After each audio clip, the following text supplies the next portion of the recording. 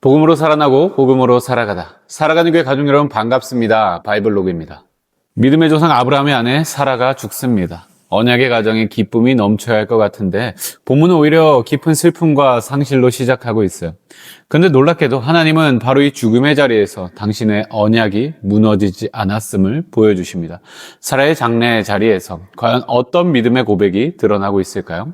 오늘 함께 살펴볼 말씀은 창세기 23장 1절부터 20절까지의 말씀입니다. 사라는 127세를 살고 가나안 땅 헤브론에서 죽습니다.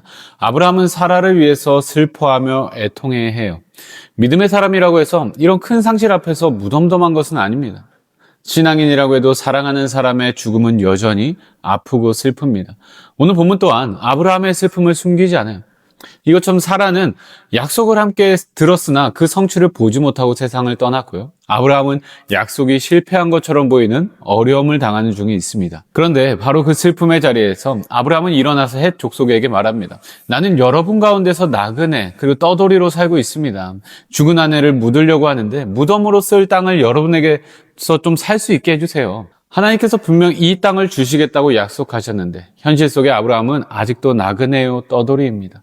한 평의 땅도 자기 이름으로 가진 것이 없어요. 언약은 받았는데 현실은 아직 크게 달라진 것이 없는 것입니다. 햇사람들은 아브라함을 높여 부르면서 좋은 묘실의 장사라고 제안하죠. 하지만 아브라함은 애매한 호의에 기대지 않습니다. 인간의 호의로 언약이 성취되었다는 이야기를 듣고 싶지 않았어요. 그는 에브론에게 막벨라굴을 정식으로 사겠다고 말합니다. 그리고 마침내 은 400세겔을 주고 그 밭과 굴과 그 안에 나무까지 다 사들입니다. 단순히 그냥 장지를 마련한 것이 아니라 하나님이 약속하신 땅을 비록 작은 일부일지라도 실제적으로 붙드는 그런 믿음의 행동이었어요. 이처럼 아브라함은 사랑하는 아내를 약속의 땅에 묻음으로써 하나님이 반드시 이 땅을 자기 후손에게 주실 것을 믿음으로 고백합니다. 당장 눈에 보이는 것은 무덤 하나뿐이지만 아브라함은 그 무덤 너머에 있는 하나님의 신실하심을 바라본 것입니다. 슬픔 속에서도 그는 현실보다 약속을 더 크게 바라보고 있는 것이죠. 살아가는 교회 가족 여러분, 우리도 살다 보면 사라의 죽음 같은 순간을 만나죠.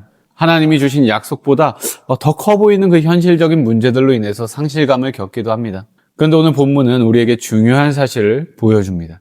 하나님의 언약은 우리가 아무리 눈물을 흘린다 한들 결코 멈추지 않는다는 것. 죽음조차 하나님의 약속을 끊어내지 못한다는 것. 아브라함은 무덤을 마련하면서 끝을 본 게 아닙니다. 오히려 하나님의 약속의 시작을 붙들고 있는 것이죠. 그리고 이 믿음은 결국 예수 그리스도 안에서 더욱더 분명하게 드러납니다. 우리가 인간의 눈으로 보면 십자가와 무덤은 말 그대로 끝처럼 보입니다. 그러나 하나님은 바로 그 죽음의 자리를 구원의 자리로 바꾸셨죠. 예수님의 무덤은 패배가 아니라 부활의 시작점이 되었고요. 그리스도 안에서 하나님의 약속은 결코 무너지지 않는다는 사실이 완전하게 드러났습니다. 그렇기 때문에 우리는 눈앞의 상실이 아니라 죽음을 넘어 약속을 이루시는 하나님을 바라볼 수가 있는 것이죠. 오늘의 한 문장입니다. 상실의 자리에서도 하나님의 약속은 계속됩니다. 살아가는 교회 가족 여러분, 지금 여러분의 삶에도 이런 상실의 순간들이 있으십니까? 눈앞의 슬픔과 현실만 바라보면서 낙심하지 마시기 바랍니다. 아브라함은 사랑하는 아내의 죽음 앞에서도 하나님의 약속을 붙들었습니다. 눈물 가운데서도 약속의 땅을 바라보았고 무덤 앞에서도 언약의 하나님을 신뢰했습니다. 우리도 마찬가지입니다. 이해되지 않는 현실 속에서도 하나님은 여전히 약속을 이루고 계십니다. 그러므로 오늘 여러분에게 주어진 상실과 아픔의 자리에서 현실보다 하나님의 신실하심을 더욱 바라보십시오. 끝난 것 같은 자리에서도 하나님은 여전히 일하고 계시며 눈물의 자리에서도 여전히 언약을 성취하고 계십니다. 죽음보다 더욱 크시고 신실하신 주님을 붙들고 오늘도 믿음으로 살아가는 우리 살아가는 교회 모든 가족들이 되시길 주님의 이름으로 축복합니다. 살아가는 교회 가족 여러분, 오늘도 복음으로 살아갑시다.